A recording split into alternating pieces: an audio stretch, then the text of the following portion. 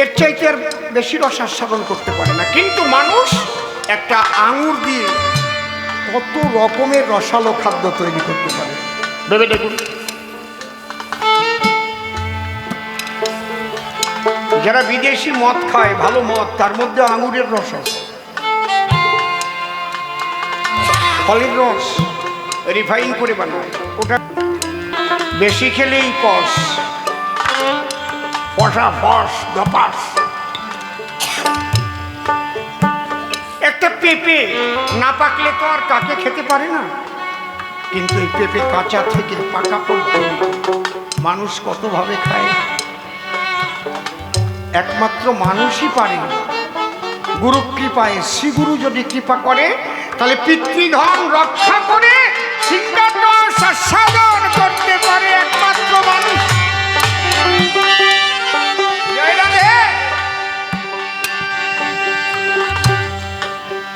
যে বিন্দু পতন হলে সাময়িক সুখ মেলে গো,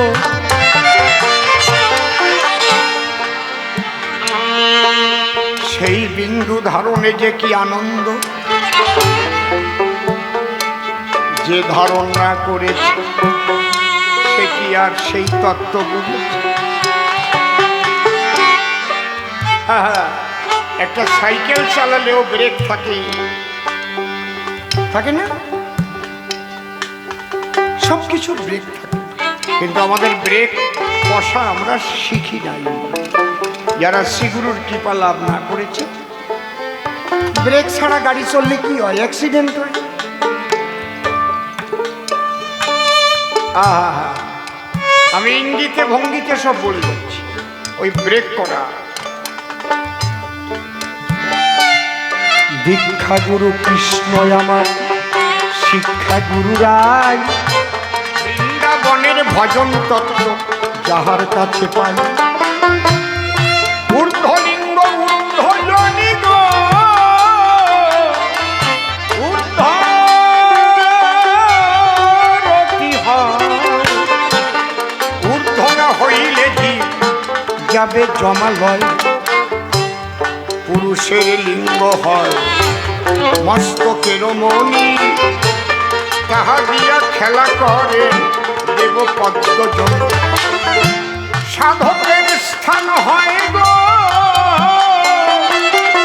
ওরে বৃহৎ বৃন্দাবন, শ্রীরাধিকা হয় যে তাহার প্রেমের মহাজন।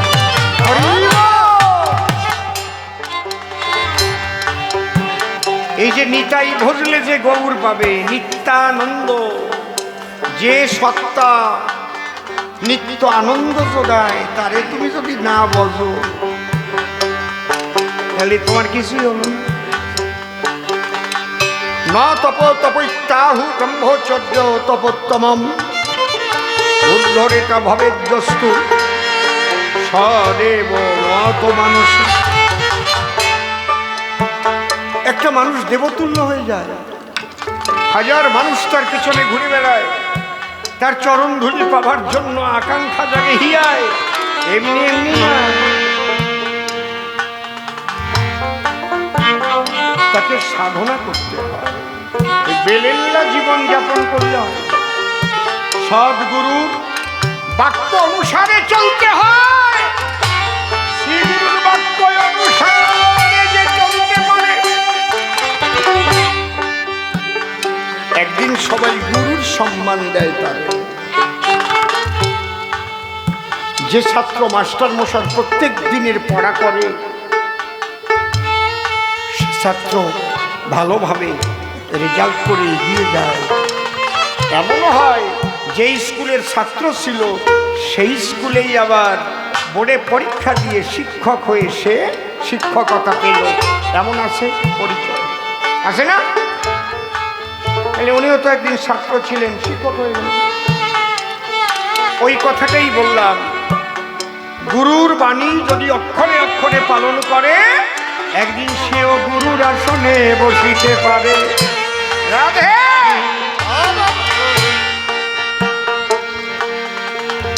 এই যে সিংহার রসের কথা বললাম, এই রস আস্বাদন করতে গেলে যৌবন চলে গেলে কি হয়? কি এখন ঠিক পাচ্ছে যারা বুড়ো হয়ে গেছে। কোন এক বুড়োরে ধরে যদি 16 বছর 18 বছরের একটা মেয়ে বিয়ে দিয়ে দিই, ও বুড়ো কি করবে? কিচ্ছু করার আছে বুড়ো? কি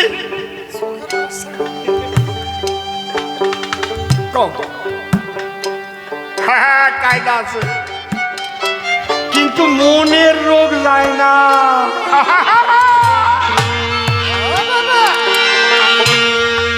দেহে যদিও না পারে,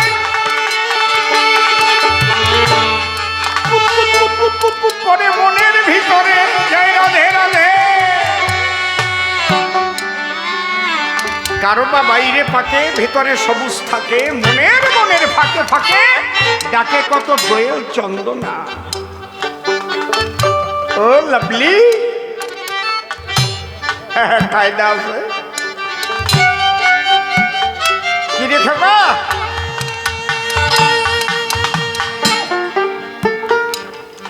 এই জন্যে বলছি সখী রে, সখী আমার বন্ধুকে এনে দে, আমি বন্ধুর সেবা দেব, আমার বন্ধু যাতে সুখ পায়।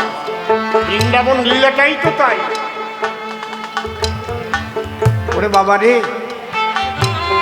কত ওয়েট! জয় রাধে।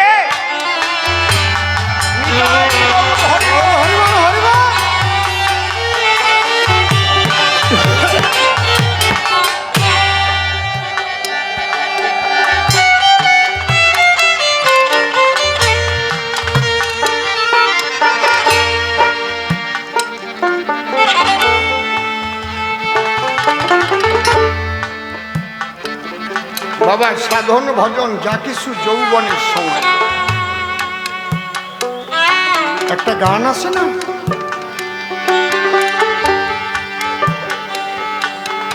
যৌবন জোয়ার একবার আসে রে বন্ধু, ফিরে গেলে আর আসে না, আসে না।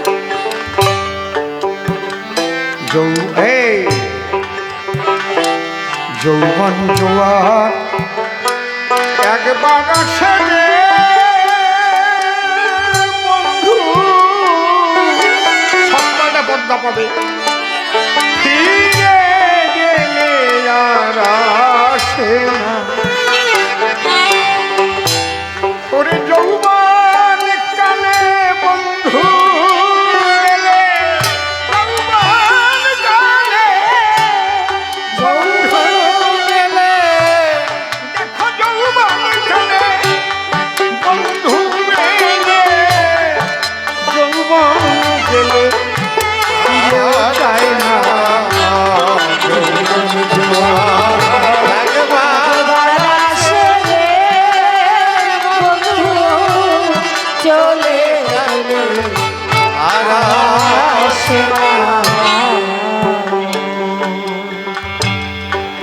সাধন ভজন যৌবন,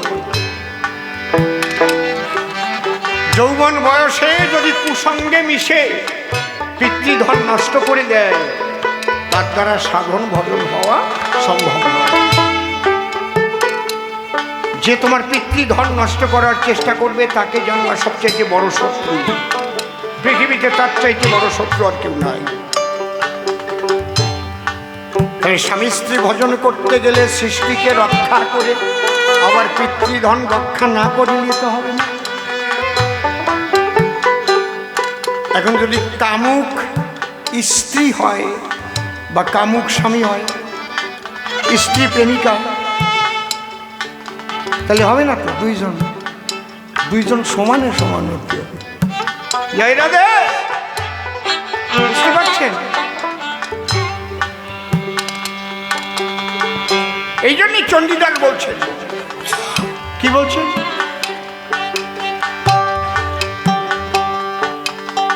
বলছে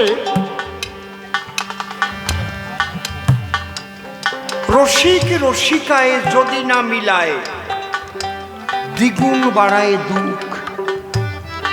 যে স্ত্রী ঈশ্বরমুখী প্রেমিকা, তার যদি কামুক স্বামীর সঙ্গে বিয়ে হয়, তার যে কি দুঃখ, সে দুঃখ জানাবার জায়গা পাওয়া যায় না। আবার যে স্বামী ঈশ্বরমুখী ভক্ত সঙ্গে হয় সুখী, তার স্ত্রী যদি কামুক হয়, সে যন্ত্রণা জানাবার জায়গা থাকে না। বুঝতে পারছেন? এই জন্যে সংসার করতে গেলে বাবা দুজনই প্রেমিক প্রেমিকা হতে হয়, তা নাহলে হয় না।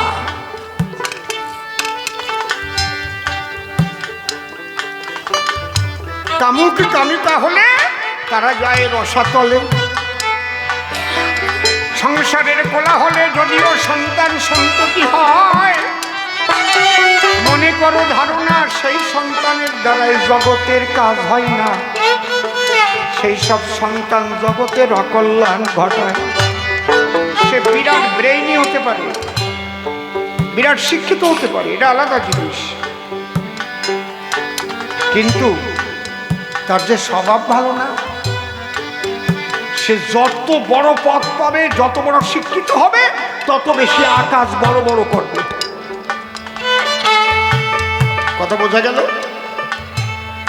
তত বড় বড় আকাশ করবে। আর যদি সে শিক্ষা দীক্ষা লাভ না করে, ওই মাটি কাটে খায়, ছোট ছোট আকাশ করে ধরা পড়বে, 2-4 চড় গুঁতো খাবে।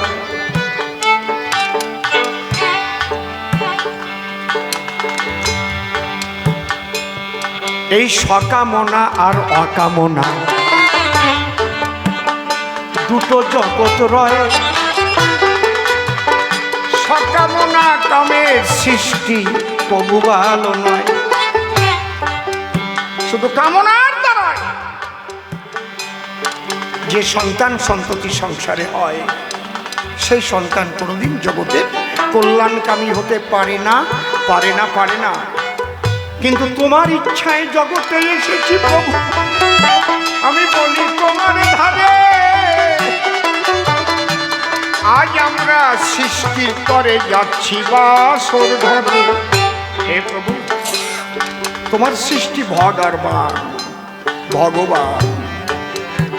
আমাদের মধ্যে দিয়েই সাধু মহাপুরুষ, দেব দেবতা, মুনি ঋষি, চোর ডাকাত বদমাশ সত্য সংসারেই তৈরি হয়। হে প্রভু, তুমি এমন একটা আত্মা পাঠিয়ে দাও যার দ্বারা জগতের কল্যাণ হয়, যে কৃষ্ণ ভক্ত হয়, হরি ভক্ত হয়।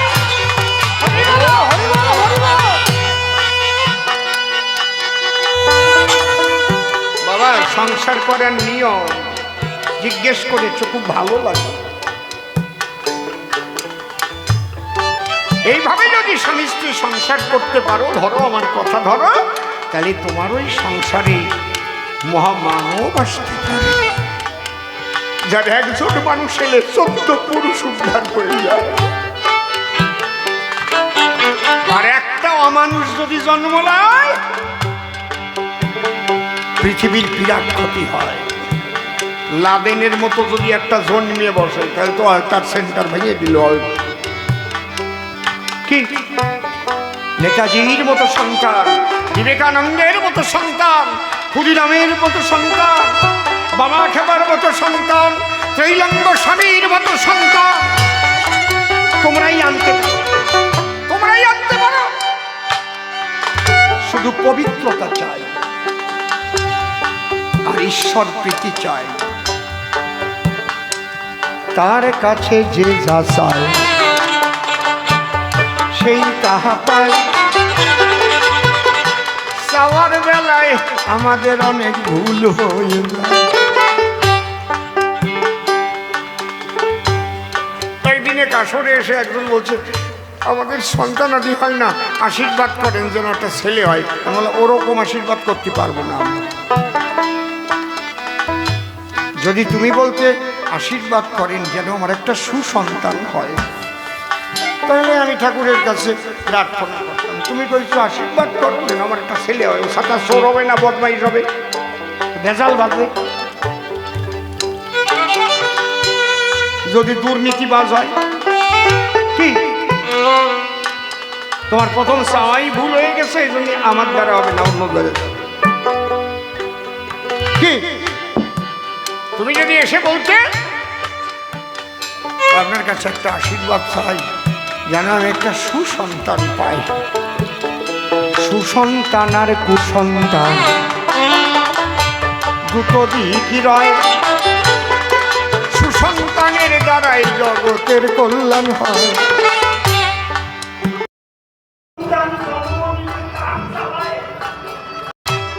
দেশ যায় জলে, সারা দেশে একটা সন্তান। আমি সংসারে বাস করি, আমি সংসারে বাস করি, আমি সংসারে বাস করি, আমি সংসারে বাস করি, আমি সংসারে বাস করি, আমি সংসারে বাস করি। সংসার ছেড়ে যাইনি আমি, ওরে সন্ন্যাসীদের ধরি। আমি সংসারে বাস করি, আমি সংসারে বাস করি। কর্মই আমার বড় ধর্ম, এতে আমার সকল মর্ম। কর্মই আমার বড় ধর্ম, এতে আমার সকল মর্ম গো।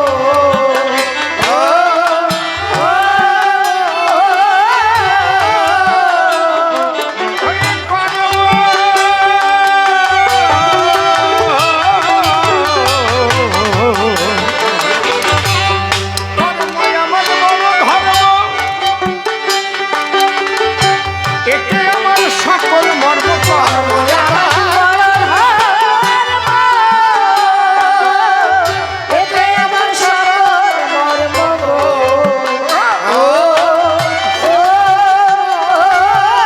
বাছাই করা ধর্ম ধর্ম, বাছাই করা ধর্ম ধর্ম, অধর্মের আমি ধারণাধারী। সংসারে বাস করি, আমি সংসারে বাস করি।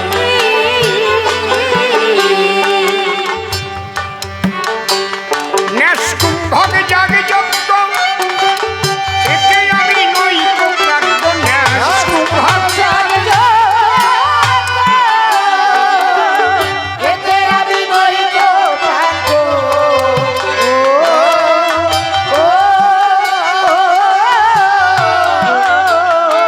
ওরে শান্ত দাস্য জ্ঞান মার্গ, শান্ত দাস্য জ্ঞান মার্গ, শান্ত দাস্য জ্ঞান মার্গ, বাৎসল্য প্রেমের অধিকার। সংসারে বাস করি, আমি সংসারে বাস করি। বলেছে হনুমান বুক চিরে দেখাইছিল রাম সীতারে। আচ্ছা, আমি পবনপুত্র হনুমান বজরং বলী, তাকে আমি প্রণাম করি, তাকে আমি শ্রদ্ধা করি। যার যার ভাব তার কাছে উত্তম, তটস্থ হইয়া বিচারিলে আছে তার কর্ম। যদি হনুমানই রামের সব হতো, তাহলে সীতা উদ্ধার না করিয়ে হনুমানরে বিয়ে করিয়ে চলে যেত। বলো কয় কি?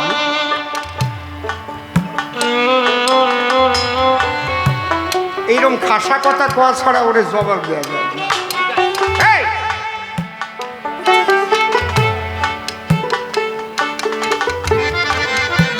তাহলে হনুমানকে বিয়ে করে চলিয়েছ।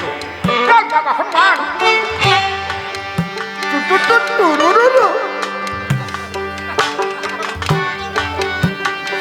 কি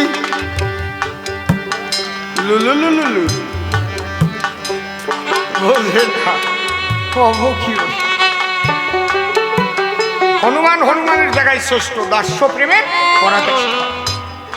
হনুমানের মতো দাস্য প্রেমের ভক্ত আর একজনও জন্মে নাই। কিন্তু আলোচনাটা দাস্য প্রেমেও কিন্তু বিধিমার্গের উপরে না। দুই রকমের ভক্তি, একটা বৈরী ভক্তি আর একটা রাগাত্মিকা ভক্তি।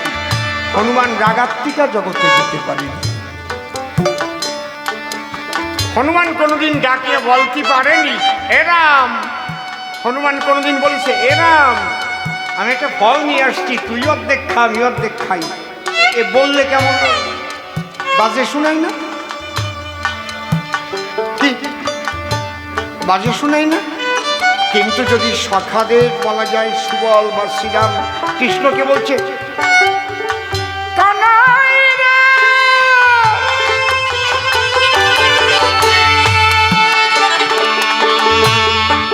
ওরে, ওরে কানাই, কই রে কানাই, আয় ভাই, একটা ফল পেয়েছি আমি, মনে আছে ভাবো, তুই অর্ধেক, কি হচ্ছে? একটা ফল পেয়েছি আমি, মনে আছে ভাবো। আরে হ্যাঁ, দুইজনে ভাগ করে আমরা ফলটি দেখাবো। আয়না শ্রীরাম, আয়না সুবল, আয়নায় আমার ধারে, খাওয়া ফল খাবো আমরা আনন্দ ভরে। চলতিছে তৈরি কোমল গা আসে কমে।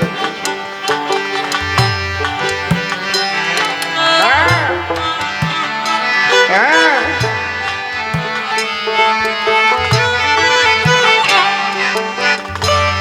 এই যে সম্পর্ক এক ধাপ উপরে উঠে গেল, তার চাইতে আর এক ধাপ উপরে হচ্ছে বাৎসল্য। যত বড় ভগবান হও তুমি, মা শাসন করে, বেঁধে রাখে গোপালে রে, গাভী সাংলা ডোরে। মা গোপালকে বেঁধে রাখে না? তোমার যশোদে মতো কৃষ্ণ ধন্দে গোষ্ঠে লয়ে যায়। ওই দেখ সবরা খালে ধরে যায় রে গোষ্ঠে,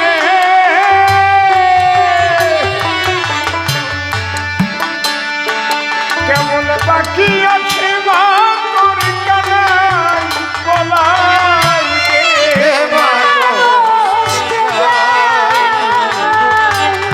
ও মা যশোদে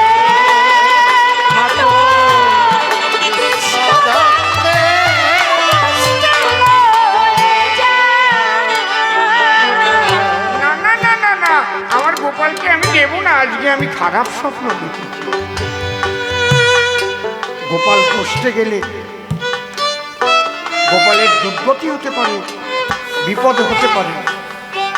সখারা বলছে, আমা জানিস না দুর্গতি নাশ করবার জন্য মানুষ কার পূজা দেয়? কার পূজা দেয়? দুর্গতি নাশ করবার জন্য কার পূজা দেয়? দুর্গা।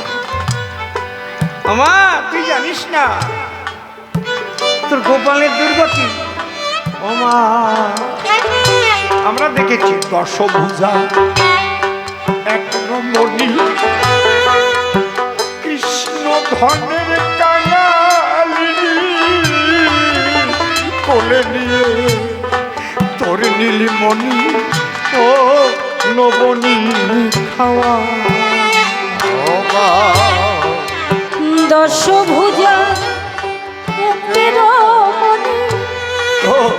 কৃষ্ণ ধনের কাঙালিনী, কৃষ্ণ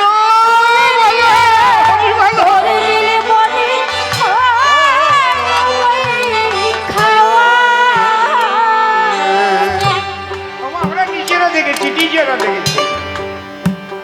ও মা দশভুজা একের মণি, কৃষ্ণ ধনের কাঙালিনী, কোলে নিয়ে তোর নীলমণি ও নবনী খাওয়া।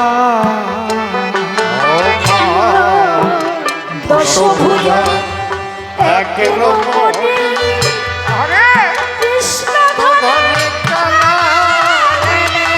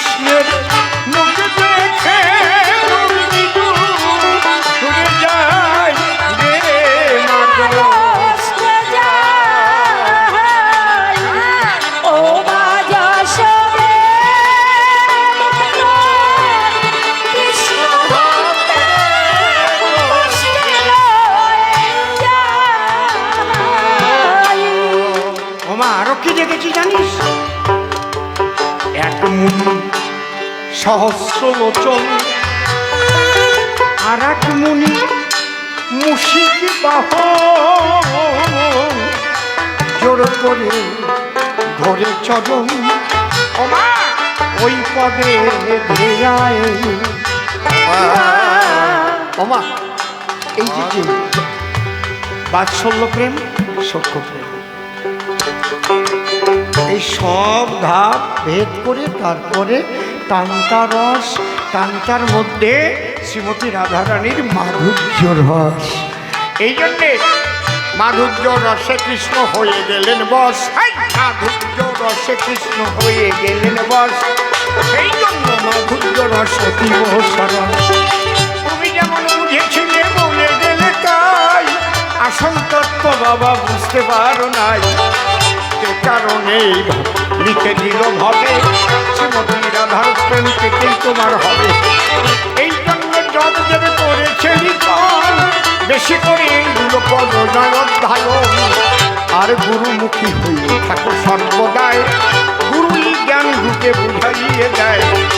এক চলে বেশি বলে কিবা প্রয়োজন। আজকের মতো গান করব সমাপন, রাত্রি অধিক হতো দেখিবারে পাই। এইবার দুজনে মুখোমুখি লড়াই, সেই আগুনে পুড়ে মরে জনসাধারণ।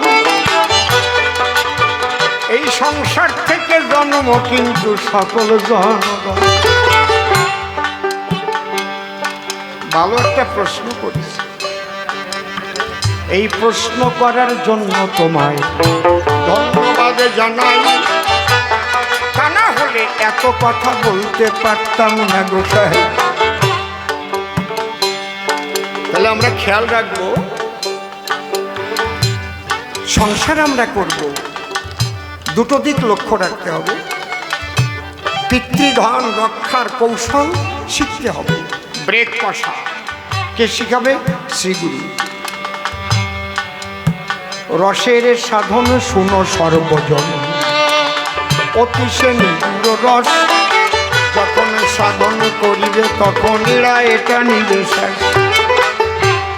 তবেই যে মন বায়ুষে আপনি হইবে বশ। চণ্ডীদার ভনে এটিন ভুবনে ঘষিবে তোমার যশ। শিক্ষাগুরুর ধারে তত্ত্ব শিক্ষা করি, তারপরে যেও। তাই না হলে নদীতে হাঙর কুম্ভীর মরা, জাপ দিতে গেলেই দেখবে মরা।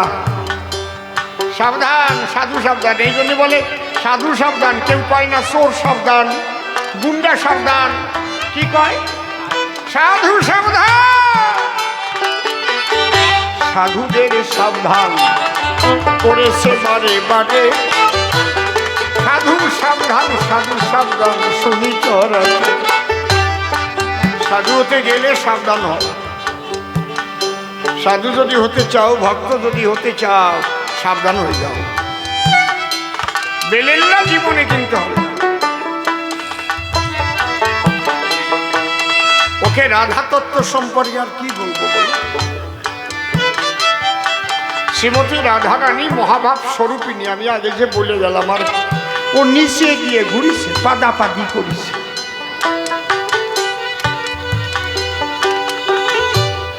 দেখতে দেখতে অনেক রাত্রি 10টা বেজে যায়। আর দুই একটা কথায় আমি বলিব সভায়। আর একখানা গান গাইয়া মনে আসে ভাব, দু চার কথা বলে তারপর মিলনে ডাক দেব।